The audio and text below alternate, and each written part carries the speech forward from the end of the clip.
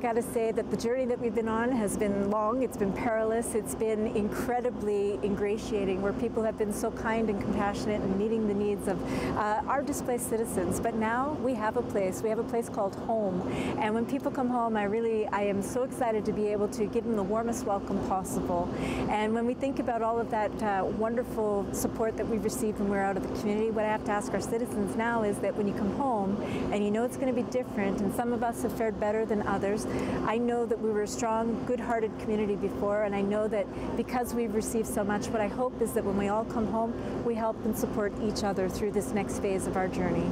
All I can say is welcome back, family and friends and citizens of Fort McMurray. I'm so proud to have our home open again so we can get back to the business of life and enjoy ourselves. I would just say this, please act safely, act maturely, make sure that we do things right, and help your neighbors, help your friends, because we're all going to need to be in this together, because we are in this together. So if I can do anything to assist you, send me a message on Facebook or Twitter, or just give me a call. I'm here for you. That's what I do for a living, and I'm more than happy and proud to do it for you. So please let us know whatever we can do for you, and just take your time, enjoy yourself, and be safe. The Birchwood Trails, beautiful, breathtaking, and exquisite. Yet if the Fort McMurray wildfire reached these trails back in early May, it could have meant the end of Timberlea and Thickwood. It was an act of heroism which protected these trails. You know, Birchwood Trails is a main priority for us, and we were getting beat all over town the first day. We're getting beat all over town, but we will not lose Birchwood Trails. Had the wildfire reached the trails, 60% of the city would have been lost. It would have been devastating. Sources within the RMWB had already assumed it was about to happen and were bracing for the unthinkable. The risk of Birchwood going up, I don't know what the number would be for loss. It just wasn't an option. We just could not lose Birchwood Trails. So the firefighters fought the fire for 2 straight days, and with the fire just about to break the entry point to the trails, the fire department had to coordinate a plan with the aerial water bombers. But the pilots couldn't see a target, so a little piece of fabric ended up being the hero. The pilots on the airplanes, they needed a target to drop on, and the guys took their helmets off their head, and they're yellow, and they threw it into the trees. The tankers made another pass, still didn't see it. So then I just threw I just threw the order out there. You need to create a target for these guys. Through their own initiative, they come up, and yeah, there was a blanket that we hold in all the trucks, and they put it in there about 300 yards. They splayed it out, and fortunate enough, the third pass on the tanker group, of course, that was going to be their last pass because they were running low on fuel. So this was it. This was do or die, and the guys made a target large enough that they didn't miss, and the tanker drops started happening. Boof, boof, boof. And saved Birchwood Trails that day. Call it motivation or innovation, a battle was won at the Birchwood Trails by the Fort McMurray Fire Department. Unfortunately, the beast destroyed the red tarp, but it will be a symbol for this city for many years to come. The Birchwood Trails was our trophy. The Birchwood Trails was our motivation. We hadn't lost our Birchwood Trails. For the unsung heroes and being Fort McMurray strong, I'm Doug Roxburgh.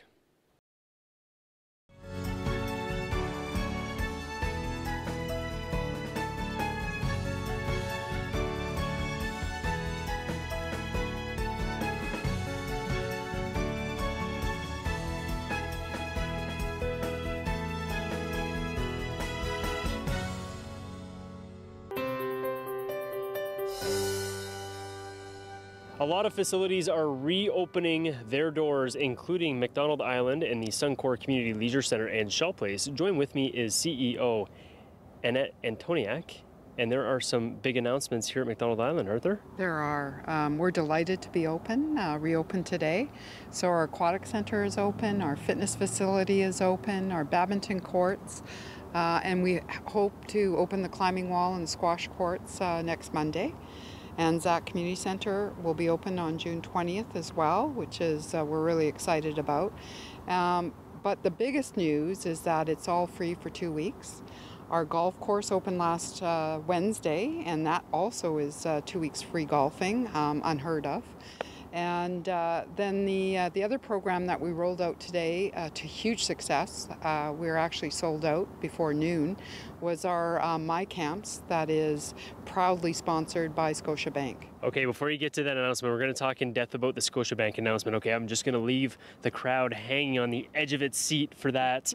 I just want to get back to the 2 weeks free for all residents. They can just pop on down? They can. They'll be given a 2-week registration. That will last them, obviously, the full 2 weeks, and the same with golf. Well, that's fantastic, because I know over this past month and a half, we've all been getting a little pudgy around the waist, so having those recreational facilities open is a huge relief. But let's get back to the Scotiabank announcement for the My Camps and My Kids. What can these kids expect? Because I know the camps are already sold out. Unfortunate for residents, I get it. You want your kids in those camps, but it's great that these camps are being available through Scotiabank. They are, and I just want to qualify that. That was the first round of registration that is full. We have the second round of registration that'll happen next week, and I want everybody to know that we're continuing to work with Scotiabank, and we might be coming up with some new programs, so people need to stay tuned. I'm glad you clarified that, because the news filters very fast, and having that second round of registration open for the kids of Wood Buffalo is phenomenal. Thank you very much for joining us, Annette. Before we go, anything else you want to add? There will be other things that will be happening that we'll be announcing over the next week that are pretty exciting for the residents of Fort McMurray. The cliffhanger is there, Fort McMurray, and it's at the beautiful Shell Place in the Suncor Community Leisure Center here at McDonald Island. We have more re-entry information right here on Fort McMurray Strong. What we got? I just got one person, so small, one woman. Okay. It's a pretty amazing feeling that we've been waiting for, working for about 2 weeks now, and it's going pretty well. The Wood Buffalo Food Bank reopened its doors on June 11th for the first time since the evacuation, but not without anticipating a high number of clients expecting to utilize its services. We're preparing for 1,000 families this month, where we've been kind of averaging around 500 families a month prior to this. We're hoping that doesn't happen. We're hoping that people are in a good enough position to be able to take care of themselves, but we're also we're preparing for that, and we're telling people, you know, like, put your pride aside. You've suffered enough. Don't make food another hardship for your family and yourself. Higher than normal client usage isn't rare for the executive director. Johnson saw a large increase in families utilizing the food bank services in 2014-2015 due to the economic downturn and the drop in the price of oil. We had experienced a 72% increase in 2015 over 2014. January, February, and March, we were between kind of a 40 and 50% increase each month over the same month last year. It was already really tough to do what we were doing. We had extended our hours because clients were waiting 2 weeks for an appointment. So we had increased our staff team and extended to 12 hours a day, 5 days a week. And so it was already a really tough situation. To make a tough situation worse, upon arrival to the food bank on May 28th, Johnson and her staff had to throw away any food item that wasn't in a can. The team discarded over 53,000 items of food. But luckily for the social service, they've had a little help from down south to prepare for the influx of clients. Food banks throughout the province have been raising food for us through the whole month of May and continue to do so. And so we actually have a warehouse of food in Leduc, a 30,000 square foot warehouse that we have access to. We also have a lot of corporate food partners who are sitting on stock for us. The Calgary Food Bank is sitting on stock for us, and the Edmonton Food Bank is sitting on stock. That will be shipped up the highway as we need it. 3 tractor trailers of food have already made the trip up Highway 63 to the Wood Buffalo Food Bank. And in regards to the expected rise in usage, the food bank will reassess the situation in August. For Fort McMurray Strong, I'm Craig Momney.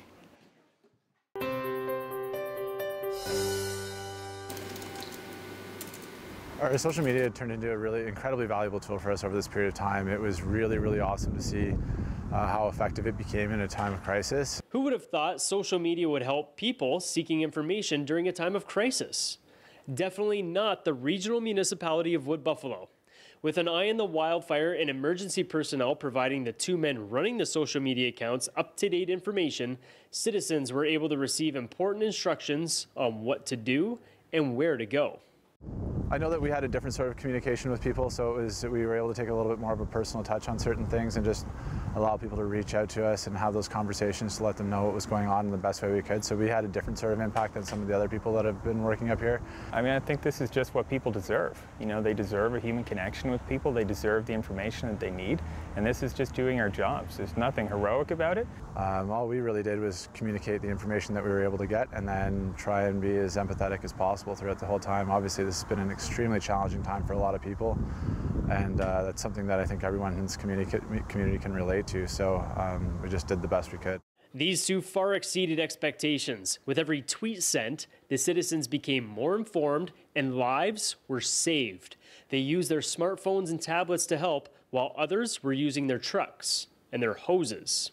Their impact was also felt way beyond the evacuation. On the return to the city, residents were greeted with inspirational messaging from Smith and Redshaw. They were words Fire Chief Darby Allen and Director of Emergency Management Bob Couture used to describe the community's struggle during this excruciating time. Safe, resilient together, and we are here, we are strong. You know, those are things that when we think about our residents, we really want them to know that we're proud of them, and we want them to see it reflected in the community because their strength has been, you know, invaluable in this experience. For all the hard work of Redshaw and Smith, some would call them heroes. These two don't want that title. They want that title reserved for those first responders. It still won't lessen the impact they had on the residents. I was never in any danger or anything like that. I was just doing our job. I mean, in our job descriptions, it literally says other duties as required, and I think this was just one of those duties. You know, heroic is standing in the middle of a burning neighborhood and trying to save someone's house, but we were just doing our jobs. They can say they were just doing their jobs, but they weren't. They were taking care of their community, one tweet at a time. Together, we are Fort McMurray Strong. I am Doug Roxburgh.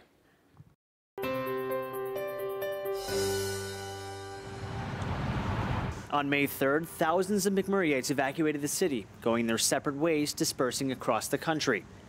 Now that it's safe to return, the Canadian Red Cross wants to help reunite evacuees back to the city they once fled. Thanks to the generosity of Canadians across the country, we've been fortunate to be able to provide different means of transportation for evacuees back to Fort McMurray. Up until now, the Canadian Red Cross has been covering costs for buses back to the Wood Buffalo region.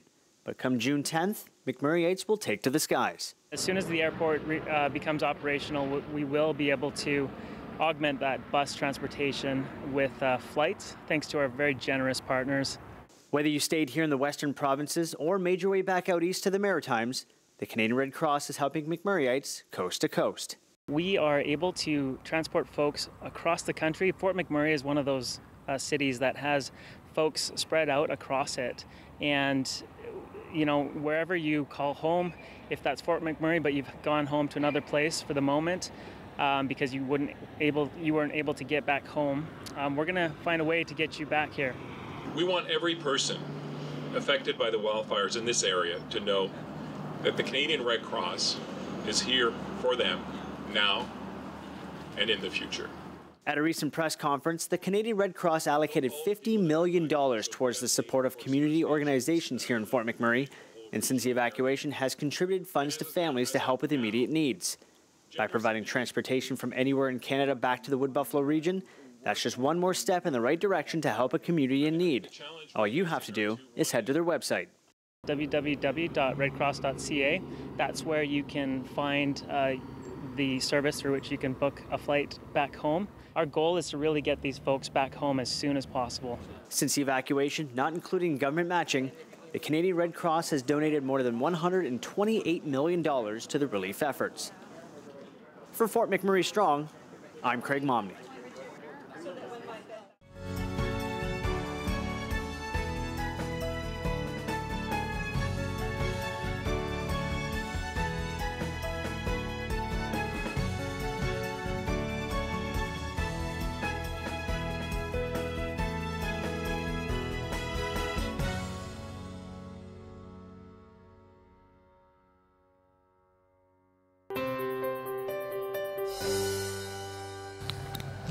good?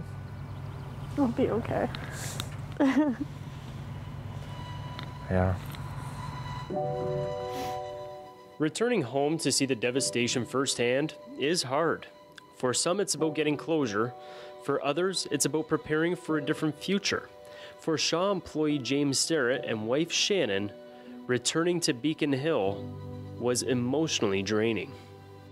You see videos on Facebook and different postings and you really don't believe what you're seeing until you're standing in front of it. A lot different than it used to be. Coming back to a community you love after over a month away is hard in the easiest of circumstances. This is not one of those circumstances, and everyone will be reliving their journey back on May 3rd on how they heard about the wildfire, how they escaped it, and how they survived. This happened so quick. We work a kilometer down the road on the same street here at the Shaw Cable Building. Evacuate the office. I get to my kids at the school right beside the Shaw office, and there's already fire across the road. Impatiently waiting to try and pick up my kids and get them out of school, and there's fire across the road. You know, we run down here, let the kids out. They run in to grab what they can, and about 12 minutes later we're leaving. There's fire. My son's yelling there's fire right on the road here. And we leave. It's been a hell of a month. It's 34 days ago, do you believe that? We're finally just getting to step back here and actually take a look. So surreal. Residents in restricted areas will get time to sift through their personal belongings with the support of Team Rubicon. Every little item has become more precious than the last time it was viewed, and every little item brings up a memory that may have been forgotten. Yeah, you're seeing little things in there. You knew where they sat before and where they're sitting now. It's crazy. Yeah. Like, we were trying to think about the things that we miss the most. And for me, it's our Christmas tree. It's a palm tree. Right. And all the ornaments are from places that we've been. Yeah, so that sucks. Yeah, exactly. Yeah, you can see our kids' bikes at the front door there, all melted down. Oh my God. At the end of the day, these aren't just things, they're memories. They're a reminder of the life we've led. For James and Shannon, these things have become a reminder of the region they've grown to love. We absolutely love this community. We'll rebuild. And it's beautiful here. We've really enjoyed everything Fort McMurray's offered us so far, and it's a small step back for what will be a really amazing journey as we move forward. And you know, our kids are doing really well on the island right now, and hope to bring them back over the next few weeks, and they can be a part of our journey with us here in 2016 to see what the future looks like with us. Rebuilding will not be an easy task. It will take time and patience. Something James and Shannon, like so many others in Fort McMurray, are willing to sacrifice in order to pursue this task. Together, we are Fort McMurray Strong. I am Doug Roxburgh.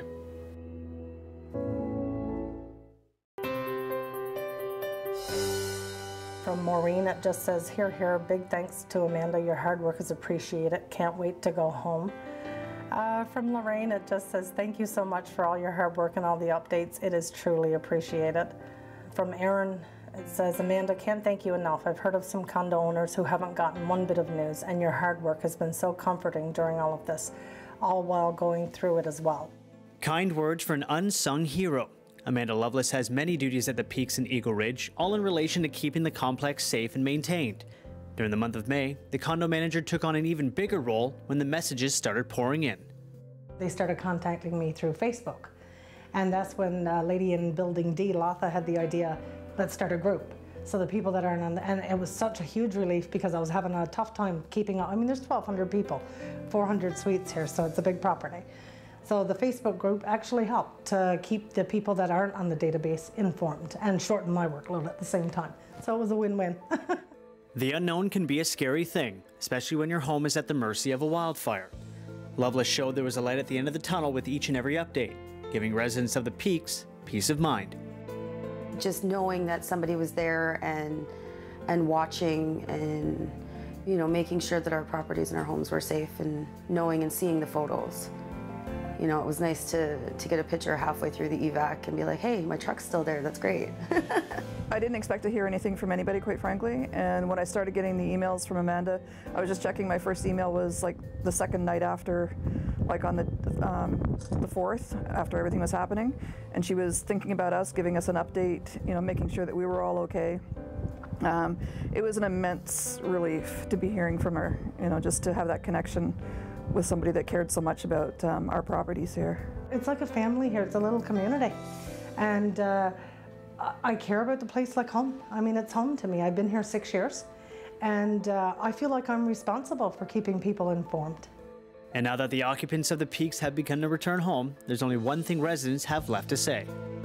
I'm so grateful to you for everything that you've done for us and that you continue to do for us, and I can't wait to see you, to give you a big hug.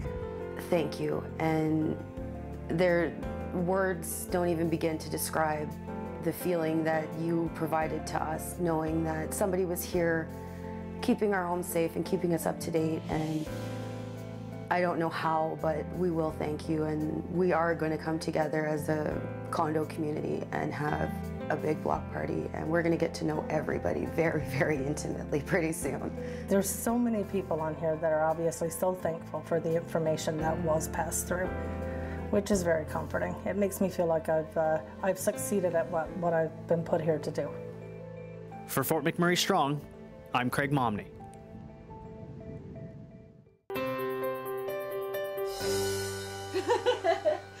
Nerdvana manager Ashley Lawrenson was evacuated along with the rest of Fort McMurray on May the 3rd. But it was on May the 4th, which happens to be International Star Wars Day, that together with a friend, she combined her love for the region and the movie franchise to create a symbol for a community in crisis.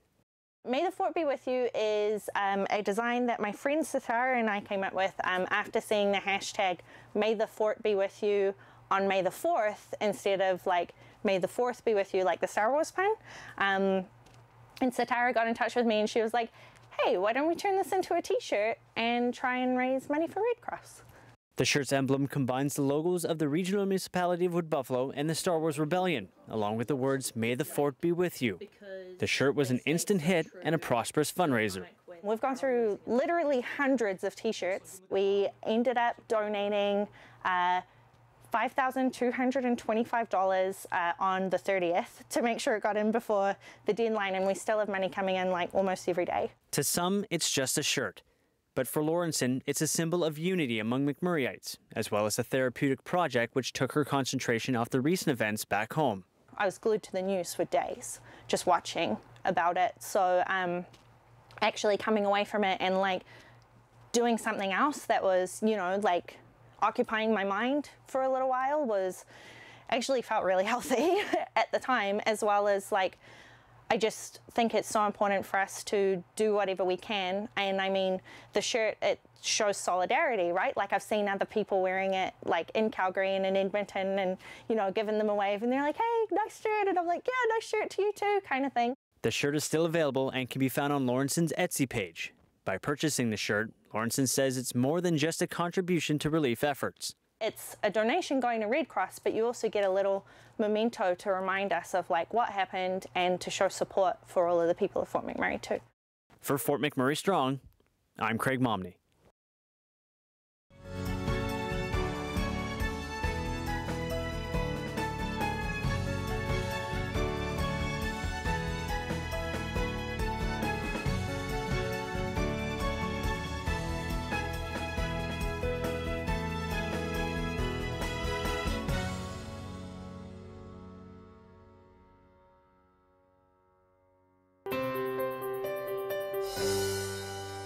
We want the residents to understand that it is a difficult time with the boil water. We understand that, we appreciate that. It is for their safety and for the resiliency of the community. We ask everybody to, you know, bear with us. We as staff are, you know, having to withstand it as well. We're working diligently to get the water recertified, all the facilities back up and running, getting the boil water lifted. Right now, tentatively, it is for the end of June. The Welcome Back package is quite specific and gives quite a few resources on how to deal with your water during the boil water. The biggest one is, yes, you can have a shower, just don't ingest it. Small children should probably be hand washed, just to be an extra caution. The one part of this that hasn't been well, I guess, broadcast is that the wastewater side is in a bad way as well, with the fires, the lack of people in the community, and that we would ask that people, when they return to the community, be mindful of the amount of washing that they do right away. Any large amounts of detergents in the system will not benefit the wastewater treatment plant at this time. So if we would ask, as part of the process of coming back, to be mindful when they're doing any sort of washing right now.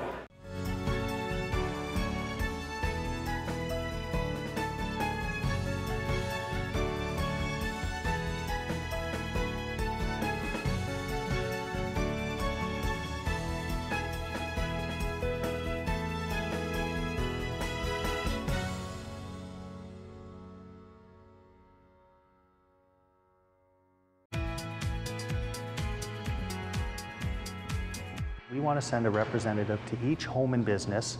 When we get there, we're going to have them do a safety inspection of all the gas appliances at that location. So they'll go through everything, make sure it's working properly, then we'll relight that customer. The way that we're asking people to contact us is through atcoresponds.com. They can fill out a form. They fill out that form. It goes into our call center and our dispatch. There are other ways though. We recognize not everybody has internet access, so they can also visit the welcome centers in Fort McMurray, and we have representatives at each one of those welcome centers to help people through the process, make sure that they get their service restored quickly and safely. So after you submit the request to have us come out and do a relight, put that placard in your window, someplace visible that our staff can see from the street. And as we're going through a neighborhood, if we see that placard, we're going to come to your house and we're going to get you relit. We're doing the exact same thing for businesses. Businesses call in, go through the same process, we'll show up and we will make sure that things are safe, we'll do the inspection, and we'll get them back up and running. Well, what it really will help us do is be more efficient at getting all those relights. They'll be able to go into a neighborhood, they'll see the placards, and they'll literally be able to go house by house, which really helps us be more efficient and helps people get their service back sooner. We are working closely to align with the municipality's schedule. So as they let communities back in, we're resourcing to be able to meet the demands of relights in those communities. Over the next week, we're going to have a large number of staff in the area being prepared to get out and visit all of those customers. Our people are trained. This is what they do every day across the province. They're the experts in the field, and we really want to go out. We want to make sure people's homes are safe before they get gas service restored to them. We want to come out and help them do that, and there's not a charge for us to come out and do that for people. Really proud of how everybody across ATCO has come together and supported this, whether it's the people working directly in Fort McMurray or the people back in our other operating centers supporting this. It's been fantastic, and we are really proud of how it's come together, and we've really enjoyed working with the municipality to make this a coordinated response. Really, the best thing people can do is go to atcoresponds.com. It has all the information they're going to need regarding restoring their gas and electrical service in the Fort McMurray area.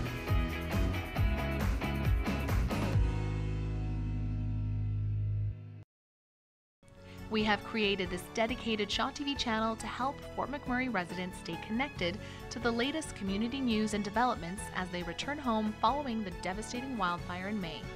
If you have important information or a story idea, please contact EDMMC at sjrb.ca.